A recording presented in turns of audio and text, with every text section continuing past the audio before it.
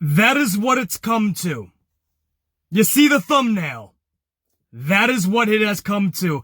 It has gotten to the point where now when these 2-hour shows, or 3 hours over on Monday night, when they're all said and done, and it's time to review these sumbitches, you want the thumbnail to coincide with your topic, right? Your main story. You want the thumbnail to work hand in hand with your headline.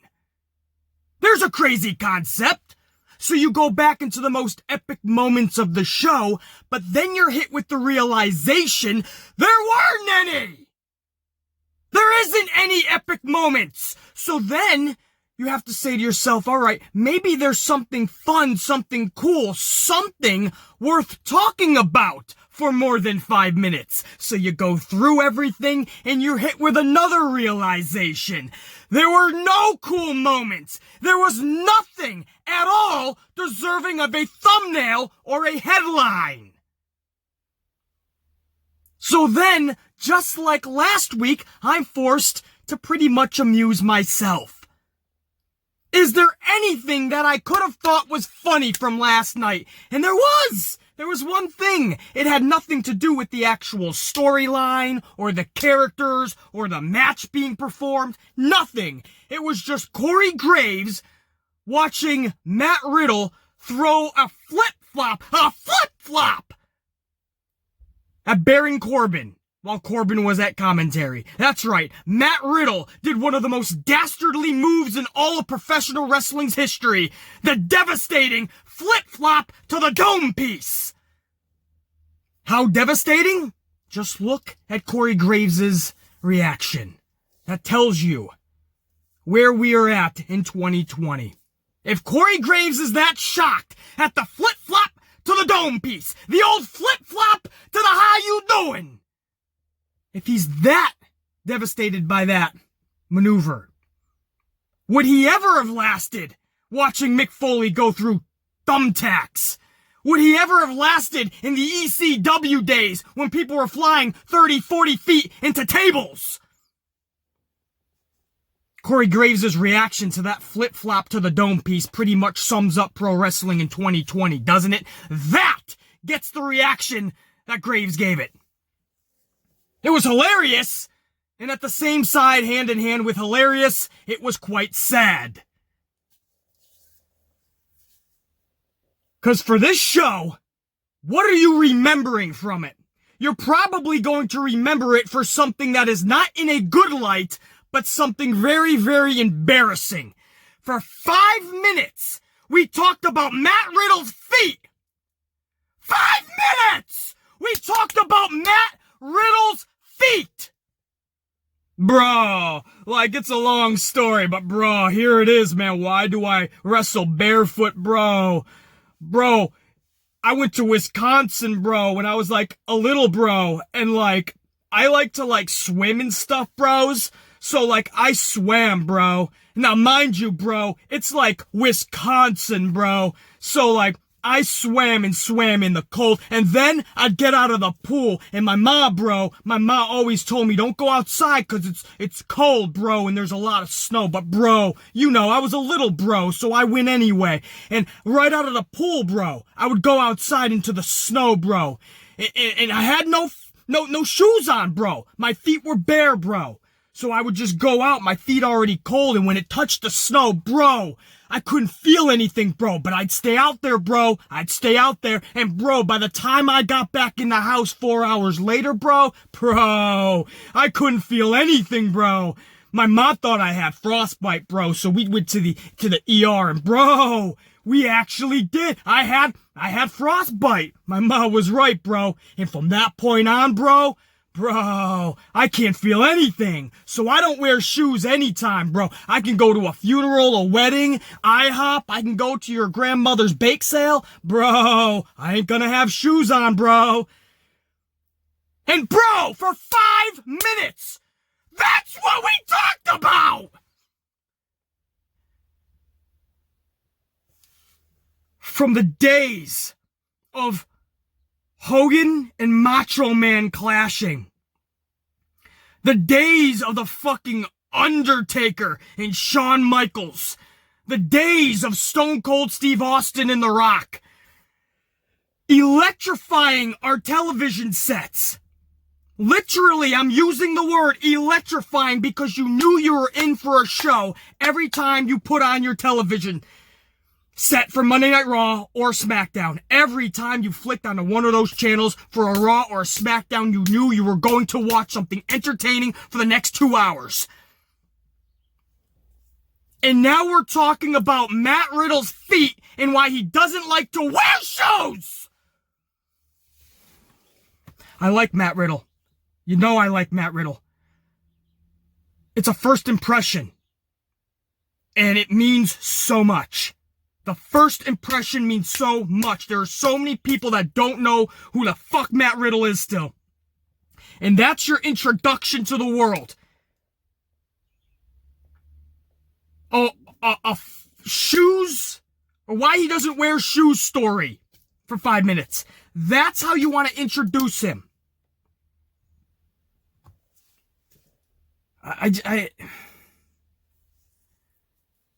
It's a $1 billion conglomerate company. I can't picture that they're all in the back getting ready for a 2-hour show that is going to be on the Fox network. And that got approved by the old man in Stanford. Not Bruce.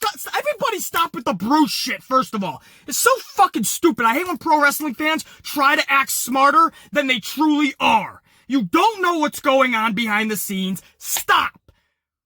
Everybody is taking the blame where it needs to be on Vince because they know Vince doesn't give a fuck and their voices are not going to be heard. So they're trying to go down the pecking order. Let's go to head of creative now, which is head of nothing. Vince is the overall head of creative. Creative, Bruce Pritchard can give him every fucking sheet of paper imaginable with the most creative shit or the most bullshit of all things. Vince McMahon will change everything up last minute like he always does. Everything you see is a product of Vince McMahon. Every title underneath him is just for Vince McMahon's scapegoats. Somebody who he can place blame on later on, like he did with Eric Bischoff, like he did with Paul Heyman, like he's done with Bruce Pritchard 10 times. Jim Cornette, I can go down the line. I'm starting to see this pop up on my fucking channel all the time. Frickin' Bruce! What's Bruce doing, man? What's Bruce Pritchard doing? He's ruining everything. Fuck you! It's not Bruce Pritchard! Pull your head out of your ass! It's Vince McMahon! Just because somebody has a title does not mean they're actually running the show or the ship. The Amplified unit needs to be the most smartest wrestling fan imaginable. That's why I created the channel. That's why it's the Amplified unit. We're not going to be stupid and go around and go, oh, fucking Bruce Pritchard and Keith Douglas and Bob Odenkirk and all the other writers. Let's place it where it belongs. Vince McMahon. That's another pet peeve I'm starting to fucking really just get annoyed with. Everybody thinking like they're in the locker room. Bruce Pritchard, head of creative. You find me somebody who's talking Bruce Pritchard every fucking day, and you show me a fucking stupid wrestling fan. Unfucking real. I'm done with that shit. You do not let Vince McMahon off the... Oh, basically, I'm gonna place blame on both of them, man. No, Vince McMahon. Bruce Pritchard. You wouldn't have the Undertaker character like he was the past several decades if it wasn't for Bruce Pritchard.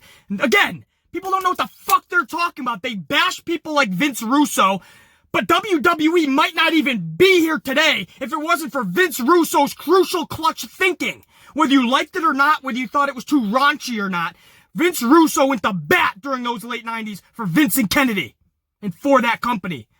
Let's bash him because that's cool. Bruce Pritchard contributed so much to people like The Undertaker and so many others, but we don't know what we're talking about. Let's blame him for what's on today. No, it's the old man. He is fucking off his rocker. And just because you feel like you're not getting through to him doesn't mean I'm gonna let him off the hook, nor should you.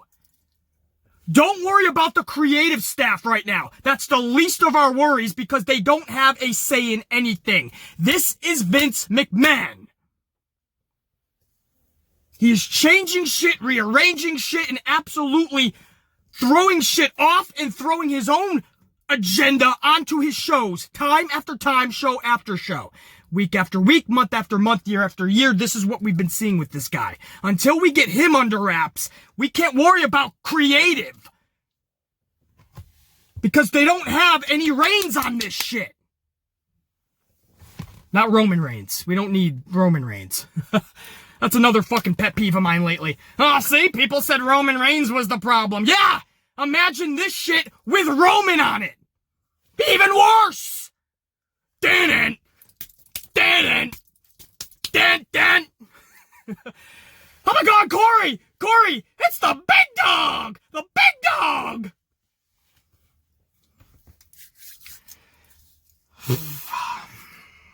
So we talk 5 minutes about fucking Matt Riddle's feet. You think that's fucking Bruce Pritchard? There's people out there that are going, what the fuck is Bruce Pritchard thinking? Vince McMahon, this is, if you know WWE, if you know the old man, you look at that and you say immediately what comes to mind. That's Vince McMahon's doing. That is something that Vincent Kennedy McMahon would so fucking do. I like it, you wrestle barefoot, huh? Ah, that's original. I'll tell you what, why don't you go out there and tell them exactly why you're barefoot? Talk about your feeties for a little bit. Yeah, your tootsies. Oh, I gotta fucking tell you. I just, the show, certain fucking fans out there that think they know more than they do. Because they know the titles of people. Oh, yeah, it's gotta be Bruce. The old man is obsessed with things like feet. He just is. Gotta know what you're talking about. That's why I'm here. Yay! I thank myself for being here. Oh, fuck. We talked about this dude's feet. This is just the cold open. Hopefully the fucking, I'm gonna whiz by the fucking actual review, guys. And by the way, you know what today is. It's a huge fucking day. No, not the 4th of July, although it is. Happy 4th of July to everybody, alright? Here in the States. And even if you're not from the States, happy Celebrate Your Country Day, too. You know what I mean? I know. The world's kind of in an upside down kind of universe. And this country is all over the place, man. But, it's a fun day to celebrate, ancestors and times in the past. We're trying to the good times anyway. There's enough bad too. But, it's fucking, it's a time to reflect about, how many years, this country anyway. I don't know about your country, guys, how many years your country has been around or founded. This one, fucking long time, and what was it, 1770? My dates are fucking hard. 1776, I want to say, is when the United States found its independence. Listen, I didn't graduate high school. I had to get my fucking GED in a prison, and then I went to community college. This is a true story. I was a bad kid growing up. I wasn't sitting around going, you grew up in fucking projects and shit. You're not going, when's the, independence of America? I think it was 1776. BC, you're only 100 years off, man. But the point is, I mean, that's remarkable when you think about all of those years, centuries, man. Fucking nuts. And so yeah, happy birthday to the United States of America. Is it the birthday? Would you say birthday, right? The anniversary, whatever the fuck, anniversary maybe. Whatever the fuck. Believe it or not, it's cool to me, man. I always like to acknowledge that. And, I have a family of, Marines and police officers and, I know it's a rough time for them, for sure, with all that's going on. So, I like to show respect to my family, of course. As I have a lot of family that's in uniform, so. Very cool, you know what I mean? It's very cool. And hopefully your guys' country, wherever you are, you have a day where you just celebrate all your fucking past. And the bullshit that came with it, and hopefully all the bullshit is being changed, like we're trying to do anyway in this country, slowly but surely. But that wasn't the special day that I was telling you about. Yes, 4th of July, I'm rocking it, but today is the 20th anniversary of the Brooklyn Brawler defeating Triple H. Hello? The Brooklyn Brawler defeated Triple H. People forget that 20 years ago on SmackDown, July 4th. That's a true story. And for those of you that don't know the Brooklyn Brawler, if you're a true younger fan, Brooklyn Brawler was the utmost jobber back in the day. The guy just could not buy a match. If he literally presented $100,000 to somebody, he still wouldn't win the match. They would probably take the money and still kick his ass. But, Brooklyn Brawler was the biggest jobber of all time, and there was a day 20 years ago, on this very day, where Triple H looked up at the lights to the Brooklyn Brawler. So I'll always remember that, man. I always use the Brooklyn Brawler's name in these vids. All right, that's your, what is this? Over 15-minute cold open. The whole fucking review, don't worry, will only probably be about 15 fucking minutes. But let's get this thing rocking. There wasn't much to talk about. There's some good wrestling, but nothing newsworthy. And on a 2-hour show on Fox, we're just a couple weeks away from Extreme Rules, you gotta have some newsworthy shit, right? I don't care. What's going on in the world is not an excuse. You have wrestlers there, you have a show you're performing. Let's do some awesome shit. Did we get awesome shit? We got Matt Riddle's feet! Some fucking coffee, and we'll talk all about this. Salud to the USA and to your country, man. Just celebrate your shit too. Why not, right? Everybody just celebrate your fucking, your place of life. Much love. I'm gonna down this and we'll go to the SmackDown July 3rd, 2020 review.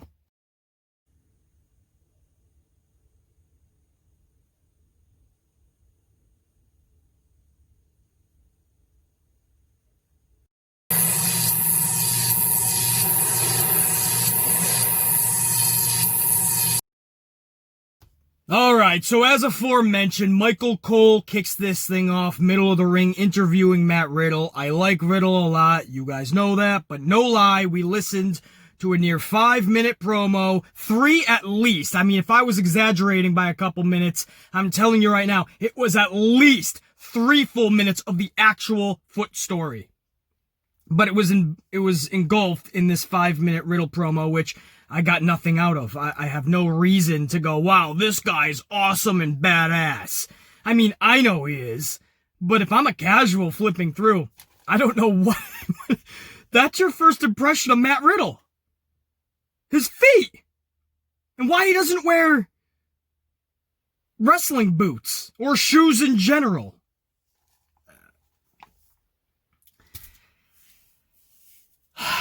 Baron Corbin comes to the ring. He talks shit like he does to literally everybody on the roster. So nothing he ever says is relevant or taken seriously because he goes to everybody and talks shit and then gets his ass whooped. He tells Riddle he needs to learn some respect and then calls out John Morrison to have a match with Riddle. At first I was like, okay, John Morrison, who gives a fuck? That's who's kicking us off match-wise. Fuck John Morrison. But then I was like, wait, Matt Riddle versus John Morrison is actually a kick-ass match. I literally thought that like halfway down the ramp for Morrison. So at first I was like, who the fuck wants to see this? And then I immediately thought, I kind of do. Because I thought about both of their talents and I'm like, they could actually work well together. Imagine them at a pay-per-view for 20 minutes. Forget about it. I knew this would only be about fucking 10, 15 minutes tops, but with commercials and all that. So I knew it wasn't going to be nearly what they could do, but I was kind of interested in that match. And back from commercial, that's exactly what we got. Morrison versus Riddle. Match was fun. And truthfully, we got a glimpse, a fraction of what they can do in the ring. But I just told you. I mean, they could do so much more if you really dedicated time to it. And a storyline and all that, but the company just doesn't. Vince McMahon is Vince McMahon. Listen to who I'm putting blame on here, guys. Vince McMahon has so many things going on that he can't dedicate the time to it, and he won't. So everything is just bing, bang, boom, on to the next.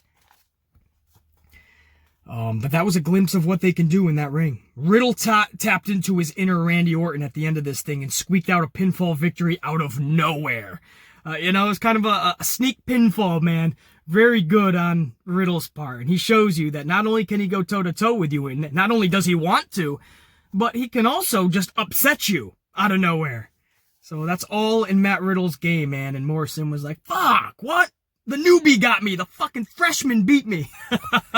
So I actually didn't mind that matchup. I still was in awe of the whole promo cut on his feet, but Riddle kind of gained some momentum back with that matchup against Riddle. Fucking Morrison. So I guess everything wasn't all right in the world for Matt Riddle, but at least he got some brownie points back. Post-match, AJ Styles attacks Riddle. Drew Gulick hits the ramp for the save and attacks Styles. And following a commercial, this set up AJ Styles versus Drew Gulick. Just like Riddle and Morrison, Gulick and Styles was a good match. Obviously, it's Styles and Gulick. We know that can be a good match.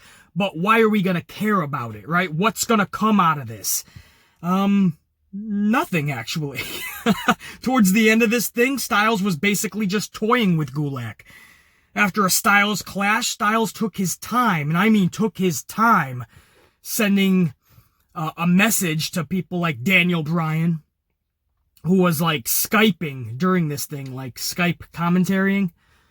So he took his time after the Styles clash, and Styles then hit that phenomenal forearm. And he got some height, and he got some distance on this phenomenal forearm. And after that phenomenal forearm, there was just no way. Gulick had zero chance of answering that 3 count. He was done. So again, the finish of this match was just Styles toying with Gulick. So, I don't know. Styles grabs the W and Gulick just eats another L, you know? Thanks for signing back with the company. Now go be a good little jobber. Sasha Banks and Bayley start hour number 2, and they play us a tribute to, well, themselves. And listen, after going through, putting up with a 3 to 5 minute promo on Riddle's feet and why he doesn't wear shoes or boots, I'll take a Sasha Banks highlight reel any day. And that was what we got, courtesy of, again, themselves. So after the Sasha Banks and Bayley tribute package plays, Alexa Bliss and Nikki Cross come to the ring, and the 4 ladies have some words with one another, which leads to Alexa Bliss smacking the taste out of Bayley's mouth, and in retaliation, Sasha Banks puts Bayley in a match with Alexa Bliss. And I love this because this is the same thing that Bayley has been doing to Sasha for weeks now. Something would happen to Sasha, and Bayley thinks that the great retaliation is to put Sasha in a match with them. And Sasha's like, what the fuck, man? I'm gonna compete tonight. So last night, Sasha put Bayley in a matchup. I thought that was a good little twist. Mix things up a little bit, man. Rather than just seeing the same thing over and over in redundancy. Following a commercial, Bayley versus Alexa Bliss, non-title. Alexa got some offense in, but it felt like Bayley was always in control of this match. In the end, none of it mattered anyway because Nikki Cross just starts popping off on Bayley. Thus, Alexa Bliss was disqualified. Sasha pulls Bayley out of the ring, and Alexa's music plays as if she actually won the match. Oh, man. That's Vince's way to protect somebody, right? Which I don't know why we need to protect Alexa Bliss, but all right. Kofi Kingston versus Shinsuke Nakamura. This was a good match. I truly just wish I cared more. I didn't. I had no reason to care about Shinsuke and Kofi Kingston wrestling a match in front of 13 people with nothing on the line and no shit to be given. I can't be more honest with you guys on this. We had some good wrestling matches last night when you talk AJ Styles and Drew Gulick. When you talk John Morrison and Matt Riddle, when you talk Kofi Kingston, Shinsuke Nakamura. But if you don't have a level of care or reasoning, then it's no different than literally going to your local bingo hall and catching a night of wrestling. You're probably going to catch 2 to 3 at least good matches. But you're also probably not going to give a shit. You guys want to talk about what could possibly be the most boring SmackDown in history? Next week, because this is what they're advertising for SmackDown. New Day versus Cesaro and Shinsuke Nakamura. Woo, doggy! Can't wait to see that for a 600th time. Why is that not happening at Extreme Rules, too, by the way? Aren't they basically the #1 contenders? Haven't you been building this up? Horribly, by the way, but building it up for the past several weeks. And now next week, not Extreme Rules? Oh, I see what's happening. There'll be some schmozzery, and then we're going to get the same exact match at Extreme Rules. I gotcha. We're going to get Bayley and Sasha versus Alexa and Cross again. Listen, beggars can't be choosers. At least I'm seeing a lot more Sasha Banks than I have in all of 2019, it seems. In the beginning of 2020. But it's just a nonsensical tag match. Why? What the fuck? It's like... And then we have a complete replay. This is the real kicker. A complete replay of Bray Wyatt versus Braun Strowman for Money in the Bank, which was just a few weeks ago! Why do we need to replay something a few weeks ago? That's like going to a party with all your friends, taking a bunch of fucking pictures, and then 2 weeks later, spending an hour going through them all, reliving all the memories from a couple weeks ago! Man, I miss Julie, man. She was so beautiful. I wonder how she looks today, a few weeks later. Fucking Jimmy! Jimmy was at the party! I wonder what he's doing today! Damn, this must have been at least 4 or 5 weeks ago. The fuck are we reliving a match that we just saw a fucking month ago? Seriously, dude. This is what we're getting next week. Oh, can't wait for that review, I bet. Main event spot was reserved for the Sheamus toast to Jeff Hardy. Sheamus isn't even there. You're toasting somebody who's not even fucking present. You got a whole bar set up in the ring, couple of tables, every fucking whiskey and fucking vodka and every beer, everything you could imagine is right there. I'm surprised Hangman Page didn't crawl up from underneath the table and start just fucking scooping bottles. Everything was there. It was a little mini bar. No, there's nothing mini about it. It was a half-size bar. And there's no one to toast Jeff Hardy. There was a little butler, bartender kind of kid, fresh out of freshman year in college. He's got his little fucking nighttime job. And he's just standing there ready to, hand Jeff Hardy his drink. Sheamus is up on the Tron. So you have a toast with somebody who's in another country. Now I guess it fits 2020, right? I mean, everybody's zooming toast now, and so I guess it does fit. It's just, that's not how I toast. You know what I mean? I got good company with me. We're sharing some drinks, some laughs, some good conversation. We're fucking toasting. We're popping them back, baby. Sheamus isn't even there. And so right there, you know that this is going to be a BS segment. Something's going to happen to the poor bartender, and that's going to be the message sent to Sheamus. It's going to be the most... This is Vince McMahon 101, because it's good shit! Oh, no, my bad. I'm sorry. It's not Vince McMahon. It's Bruce Pritchard! It's the writing staff. It's not Vince. No, BC, it's all of them. Let's blame all of them. No, let's blame Vince McMahon first. Let's do that. It starts at the top.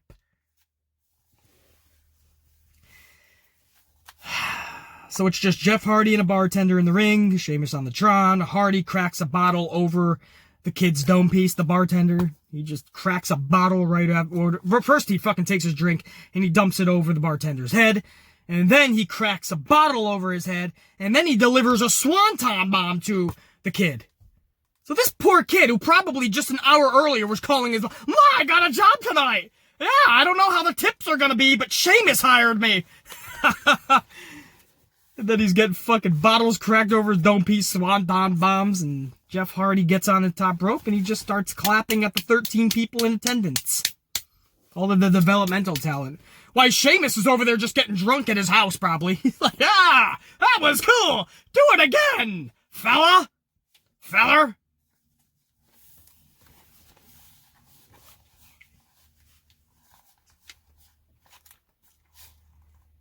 Oh, that's it. I was looking at more fucking that's it! I got no fucking... That was it! I did the cold open was probably just as long as the review!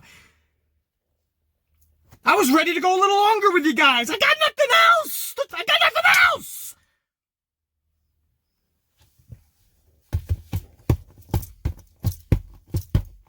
At least there were some good wrestling matches last night. We still can't get anything that we care about, man. At least to another level. It's frustrating. I know the capabilities. In these trying times. With the talent that is available. The talent we saw this week and last week. The talent that is available. 2 hours of television on Fox. Fuck.